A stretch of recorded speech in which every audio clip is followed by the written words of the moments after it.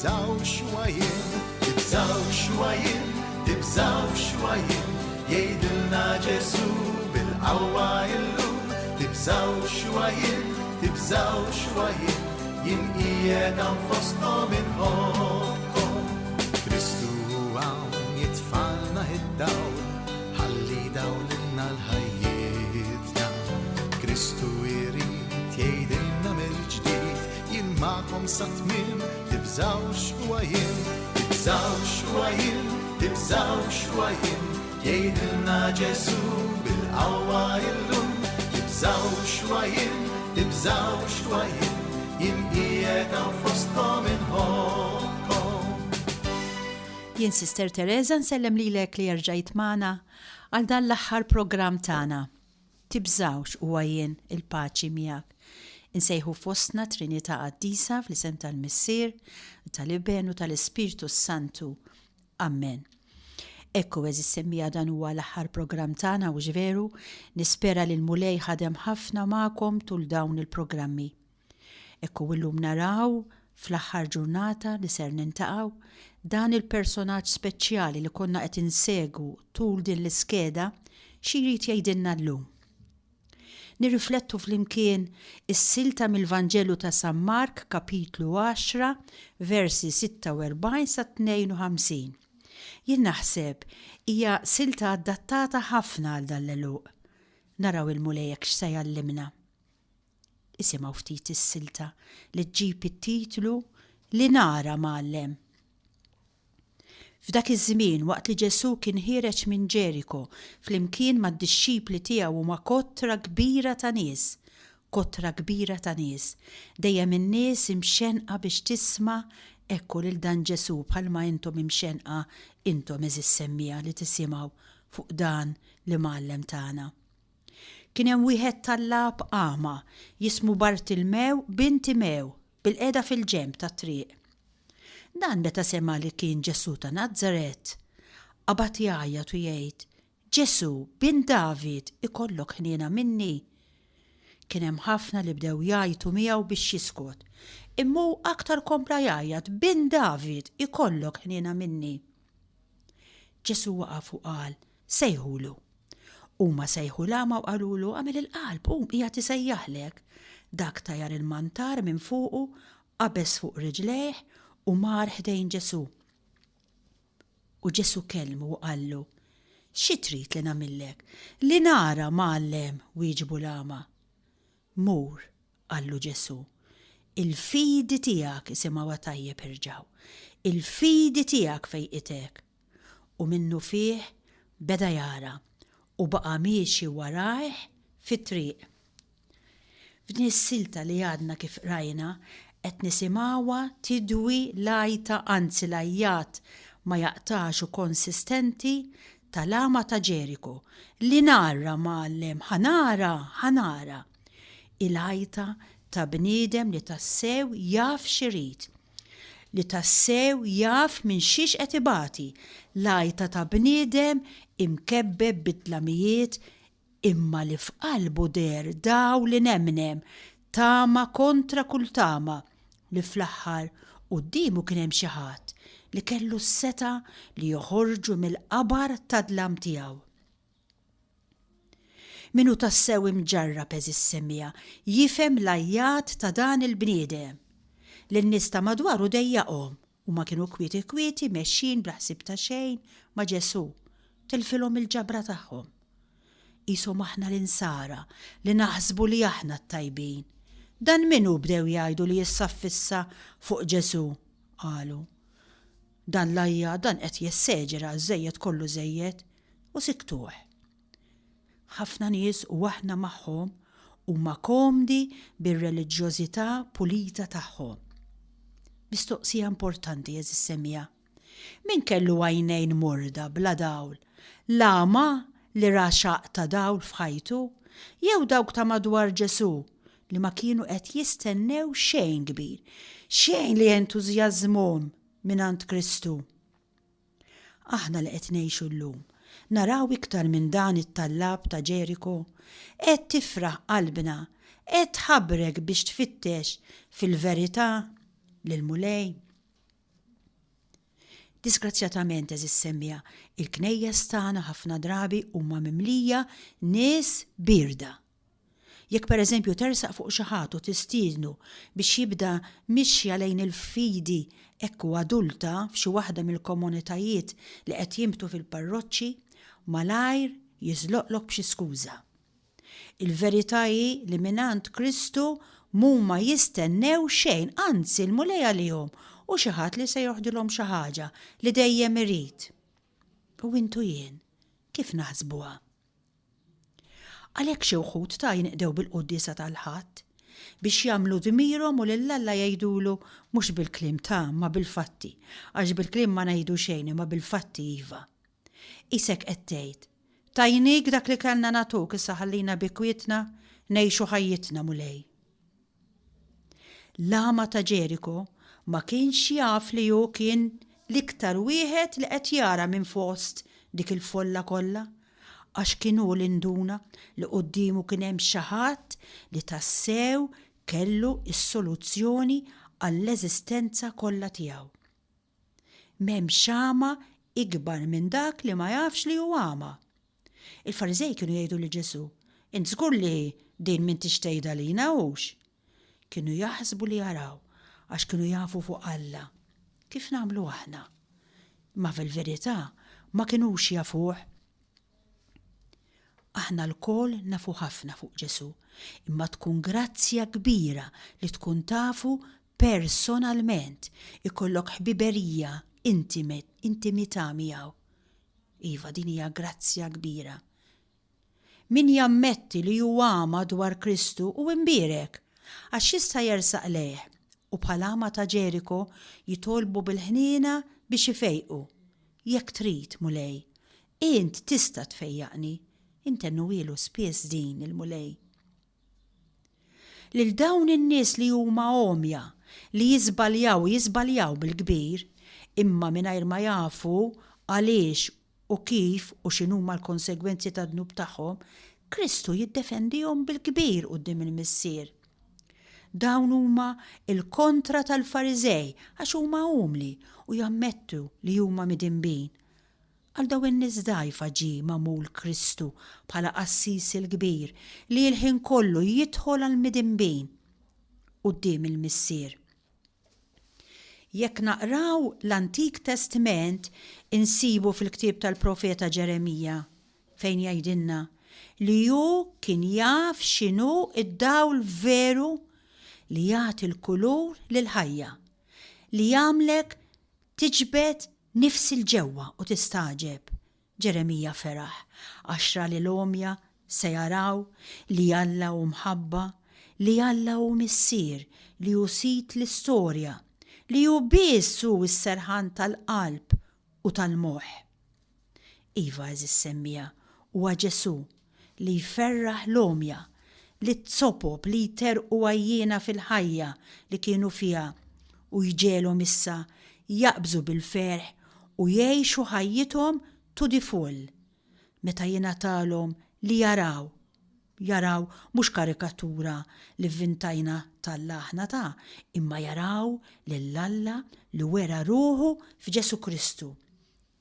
L-Alla li lest jagħti kollox għall-bnedmin. Alla li kien lest li jmut għalik u għalija. Ekku din l-aħbar tal-imħabba li għandu Alla lejn kull bniedem tolqod biss imma lil dak li jinsab għaddej miexi fid-dlam. Jekk int li qed tismani tfittex id-dawl tiegħek fid-dinja, dan huwa kollu bla sens. Anki jekk tmur il-Knisja nhar ta' Ħadd ta' jien nistiednek hija oħti. Fittex li tara lil Kristu, li tarfu, li tiskoprih, li tixxennaq li tingħata l-Ispirtu Santu, ħajdawlek fuq ħajtek u fuq kollox ixxennaq għal Kristu li hu s-soluzzjoni għat-tħannin li kull bniedem għandu għal ferħ. Iva meta inti jingħatalek li tara f'xi ftit mill-kobor tar-rigal ta' Kristu, il-sienek se jinħall bajjat ta' ferħ. Jekk int tfittex lil Kristu u ssibu, int se tgħid dak li qalu tant nies qablek li sabuh. Kbir femilu il-mulej miegħi. Tassew li int u tfittex lil Kristu se tkun bħal wieħed li jiżra fid-dmuħ, bħal wieħed li jħaffer u jitħabat biex isib it-teżor. Intu sejjer tmur tibki bħalma beka l-ama ta' Ġeriko, imma xajta ta' ferħ se toħroġ minn ġoqih qalbek dakinhar li ssibu. Ftakar f'Eliżabetta, f'Zakkarija, f'Marija u anki f'mijiet ta' qaddisin kollha għajtu bil-ferħ meta ndunaw x'teżor kbir u Alla. Ekku eżis semmija din is-silta li qegħdin nirriflettu fuqha dwar l-ama ta' Ġeriko titfalna anki dawl dwar id-don tat-talb. L-ħtieġa li l-bniedem iħoss li jitlob tmur kontra l-ġibda daqstant qawwija li għandu min jimmaġina lilu nnifsu xi Alla kultant. Il-bżonn tat-talb ipoġġina f'postna, jurina li maħniex Alla, li aħna ħafna limitati. It-talb imbagħad għandu jkun akkumpanjat mill-fidi, il-fidi li jurina Bartilmew. Kif jista' wieħed jitlob mingħajr fidi? Iktar ma jikbira l-fidi, iktar huwa awtentiku it-talb tiegħek. Jekk titlob bil-fidi, titlob ukoll bis-sabar u bil-perseveranza, jiġifieri tkompli titlob anki meta donnu Alla ittarrax għalik. Meta sema lil amma jgħajjat Kristu ma waqafx, donnu ma semawx. Kienet il-perseveranza li wriet lil Kristu li qudiemu kellu bniedem f'qajjar, imma mimli bil-fidi. U din il-kelma turina wkoll li l-iktar talba li tqanqan il-qalb tal-Alla hi meta l-bniedem qed jixxenna li jara lil Alla, li esperjenza l-imħabba tiegħu, imma ma jistax minħabba li jidnupa miegħ. Jew ma jistax jara l-imħabba tal-Alla fil-fallimenti tiegħu. Meta dan il-bniedem wara li jkun nidem jibda jgħajjad biex jara l-imħabba tal-Alla, din it-talba żgur li tinstema'. Ekku eżis semmija, tajjeb li ninnutaw li wieħed li minn għalih jara tajjeb ħafna ma jaddilux il-ħsieb li għamel nuċċali. Wieħed li minn għalih jifhem f'kollox u jista' jsolvi waħdu il-problemi li jinqalawlu ma jeġiex f'rasu li jieħu l-parir ta' ħaddieħor. Huwa biss meta narfu li aħna omja li nistgħu nibdew infittxu lil xi ħadd biex jagħtina d-dawl. Quddiem it-tifsira tal-ħajja tafu intom li aħna l-kol omja. Waqt li fil-mixja ta' ħajjitna intektku lawnu len bil-bastun tar-raġuni tagħna biex forsi nifmu xi ħaġa, ħafna drabi jirnexxielna biss insibu li iktar ma jgħaddi żmien aktar il-ħajja ssir misteru u nsaqsu aħna minn ejn ġejjin, fejn sejrin, x'tiswa li tgħix, għaliex il-mewt, fejn issib tas-sew ilena, il-għaqda, l-imħabba, il-ħelsien sħiħ. Xi tweġibiet għal dawn il-mistoqsijiet nippruvaw kieku nagħtu. Iżda liema waħda minnhom tista' tissodisfana. Ngħidilkom jien, huwa biss meta nelbu s-supervja ta' moħħna u bl-umiltà kollha nistqarru li aħna omja, li bħal Bartilmew nistgħu nersqu lejn id-dawl innifsu u nitolbuh jiftħilna għajnejna.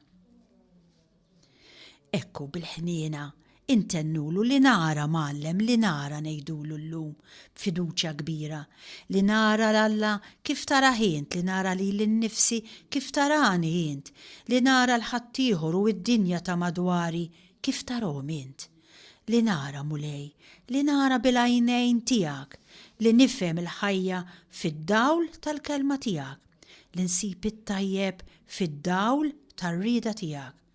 Ħwejjeġ oħra mulej ngħidulu m'hemmx għalfejn nitolbuhomlok, biżżejjed għalija li nimxi fid-dawl tiegħek.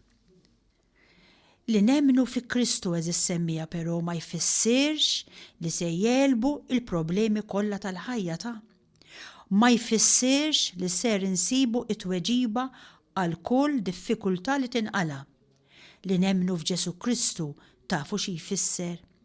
Ifisser li naraw il-ħajja f'dawl ġdid. Nifmu l-iskop paħħari tagħha, insibu l-gwida li tmexxina fit-triq. Insibu t-tama li tqawwina biex nimxu l-qudiem minkejja l-waqtiet taqtih il-qalb. Ħafna ħwejjeġ jibqgħu fidlam. Fi Kristu iżda insibu dawl biżżejjed biex nistgħu b'fiduċja kbira nagħtu il-pass li jkun imiss. Bartilmew irċieva rigal kbir meta Kristu taħ id-dawl tajneh. Irċieva rigal però ħafna ikbar meta Kristu taħ id-dawl tal-fidi. Ħafna għandhom għajnejhom iżda jgħixu fidlam. Ħieni min bħal Bartilmew jilqa' d-dawl tal-fidi u jibqa' miexi wara Ġesu fit-triq tal-ħajja. Ekku eżis semmija nifqu għal pawsa mużikali żgħira li sa terġa' tgħidilna fil-qosor dwar it-talba li jagħmel Bartilmew lil Mulej. Nisimgħu s-silta The Blind Men. Jesus came unto the city, Jericho was near. Bartimaeus sat there begging. They said, Jesus now is coming, and the way was clear. He called Jesus, Son of David, please have mercy upon me. Hush, his friends admonished him, but he again did plead. Jesus stopped and asked the blind man, what do you want me to do for you? That's the question. And the answer came so quickly, Rabbi, let me see. Go, said Jesus, your faith healed you. Then the man received his sight. He loved Jesus for his healing, followed and lived right. Ekku eżis semija f'dan ir-rakkont tal-ama ta' Ġeriko sibna b'mod ċar kif tiltaqa' ma' Ġesu u timxi warajh.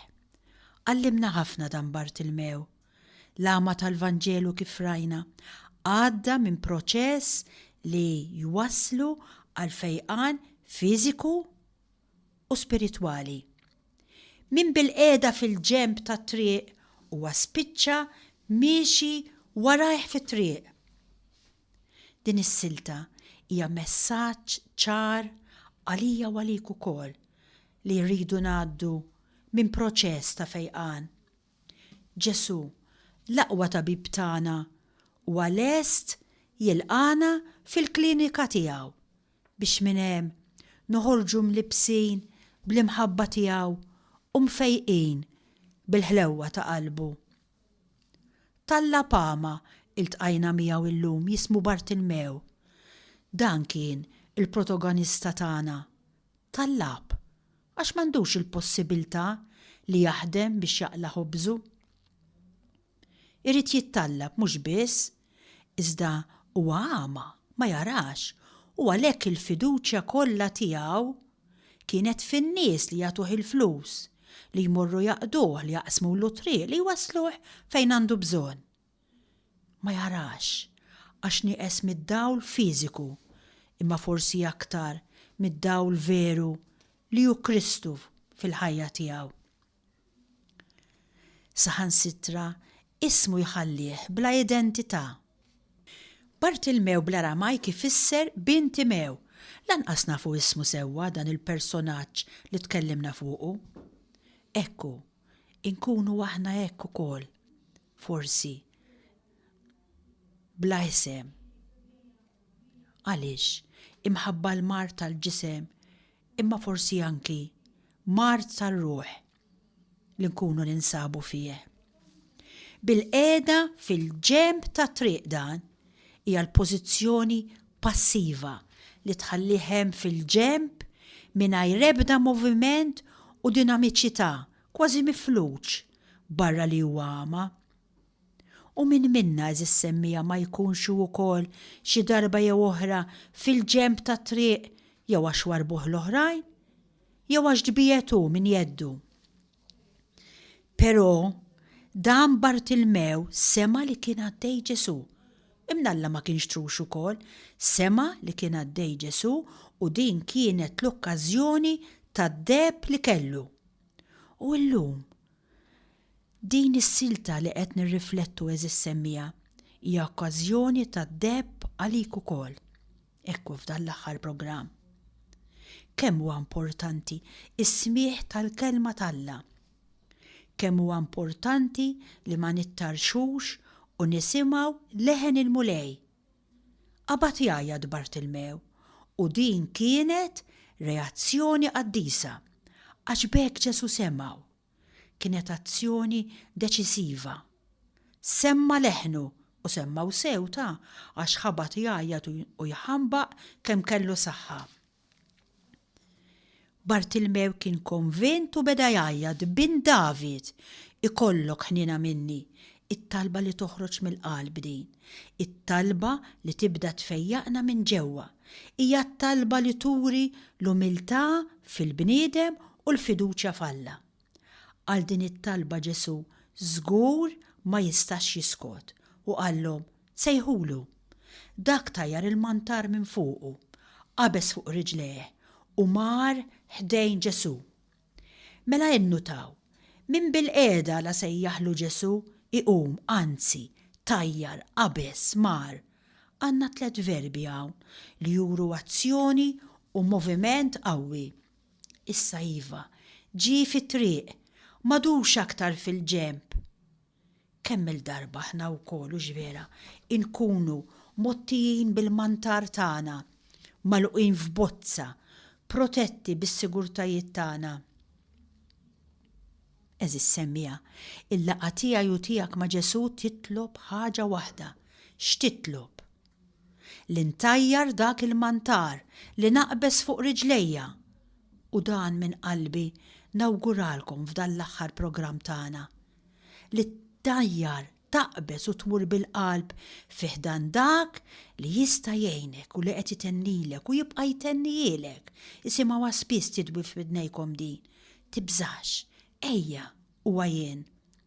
U bil-ħrara kollha bħal Bartilmew intennulu li nara Mgħallem u kull wieħed u waħda minna jgħid lill-mulej dak li għandu bżonn ifiq minnu. Ekku, jien dan il-Vanġelu tant jaffaxxinani, hekk kif rajnieh beda b'kuntrast. Min-naħa waħda rajna kotra ta' nies fosthom Ġesu u d-dixxipli min ħireġ u min dieħel minn bib il-belt ta' Ġeriko, min ġej, min sejjer, min jasal u min jitlaq, moviment bla qiegħda. Min-naħa l-waħda rajna l-ama, Bartilmew bintimew, bil-qiegħda fiss ma jiċċaqlaqx minn postu. Madankollu dawk li kienu mexxijin ma' Ġesu lil Ġesu simgħuha di isejħulu biss Ġesu ta' Nazzaret. Bniedem jismu Ġesu ġifieri u li joqgħod f'post, joqgħod f'Nazzaret. Imma Bartilmew le. Bartilmew jaraf u jgħidlu Ġesu bin David. L-oħrajn jaraw fih biss il-bniedem. Bartilmew jara fih il-Messija, isejjaħlu bit-titlu li l-oħrajn isejħulu bih biss fid-daħla f'Ġerusalem. It-titlu li jindika mhux ir-raħal fejn trabba imma n-nisel irjali, il-weda tal-Messija. Lil Ġesu ta' Nazzaret ma setax jarah għax Bartilmew kien ama. Imma lil Ġesu bin David jarah kif jarah bl-għajnejn tal-fidi. Mela f'dak il-bniedem f'Ġesu ta' Nazzaret Bartilmew għaraf xi ħaġa ikbar. Għaraf li dak il-bniedem kien il-bniedem tal-weda, il-Messija. Għalhekk l-oħrajn isiktuh f'belt dominata mill-Fariżej mill-edewwa ta' Ġesu kien perikoluse li taqbad tajjat Ġesu bin David. Kollox sew issejjaħlu Ġesu ta' Nażaret imma Ġesu bin David, le, għax hekk tkun qed turi lil kulħadd li temmen fih. Li temmen li hu l-Messija imma Bartilmew ma jibżax. Ikompli aktar jgħajjad u jesponi ruħu għal kull ma jista' jinqala. Ġesu waqaf mill-mixi kif rajnieh. Hekk qiegħed ruħu fl-istess qagħda tal-ieħor f'dan il-każ ta' Bartilmew, bħal meta jitbaxxa joqgħod fl-ard biex iħaddan it-tfal, jirriduċu ruħu għal kundizzjoni tal-interlokatur, bħal meta minn Alla sar bniedem bħali u bħalek. Ipoġġi ruħu Ġesu f'kundizzjoni tan-daqs ma' min iħobb u jrid jgħin. Allura Bartilmew jgħidilna San Mark qabeż fuq riġlejh u mar ħdejn Ġesu. Ara l-ama jitċaqlaq, iqum, juri dinamiżmu ġdid u jibda jara wkoll dak li l-oħrajn ma jarawx. U Ġesu jgħidlu, mur, tibqax bil-qiegħda. Ibda jidħol u joħroġ mill-belt issa bħal l-oħrajn. Għax qabel kien tal-lab, jistenna lotjiet, issa kien irċieva għotja li ma bħala, l-għotja tal-fidi, don li ġi fideħ biex ikollu xjati lill-oħrajn. Ikku eżis semmija, il-kwalitajiet tal-fidi jisimgħuhom. Il-fidi tagħmlek dinamiku, tippermettilek li tara, timlek bil-kuraġġ, tieħdok ant l-oħrajn, tibdlek minn ġewwa. Il-fidi hija don li tirċievi biex tagħtih lill-oħrajn. Eżis semmija, Ġesu huwa dak li jidħol għalina quddiem il-missier fil-bżonnijiet tagħna. Aħna llum irridu nġeddu it-talb ta' Bartilmew bintimew meta inti staqsejtu xi trid nagħmillek u hu wieġeb li nara Mallem. Mallem enni ħanara li inti tassew il-Messija bin David u bin Alla, ħanara lilek f'ħuti kollha, ħanara lilek anke fit-tajjeb ta' dawk li ma jafux bik u ma jemnux fik. Enni ħanara lili nnifsi kif tarani int. Tini mulej id-dmuħ li ġelbel minn dawk l-għajnejn bla dawl. Tina d-don tat-talb li kellu Bartilmew, għax it-talb ukoll huwa rigal ta' mħabtek. Kien id-dmuħ mat-talb li jippermetta lill-lama jara dak li l-oħrajn ma rawx. Jiġifieri li Ġesu kien il-mulej. Ekku, nitolbu nerġaw issa stess il-mulej biex imexxina pass pass, jaddina minn tarġa l-oħra lejn l-arfin tagħna bħal nies li għandna bżonn il-fejqan. U nistaqsi min m'għandux bżonn fejqan, min? Ejjew eżis semmija qabel ma nagħlaq nagħmlu esperjenza tal-imħabba ta' Alla, nindunaw li l-veru fejqan tagħna nsibuh fina nfusna, ġifieri fil-fidi tagħna, għax hija l-fidi tagħna fil-fatt li tfejjaqna. U Bartilmew li kien dejjem bil-qiegħda fil-ġemb ta' triq issa rajnieh jispiċċa miexi waraħ fit-triq, ma telqux qatt. U jien u int mexxin bil-ħeġġa kollha waraħ kif għamel Bartilmew, ħini minn bħal Bartilmew jilqa' d-dawl tal-fidi u jibqa' miexi wara Ġesu fit-triq tal-ħajja. Ekina minn qalbi nixtieq nirringrazzja lilek li qatt tismani u ġveru. Kien verament ta' gost għalija li nwassallek dawn il-programmi hekk nirriflettuhom flimkien tul din l-iskeda.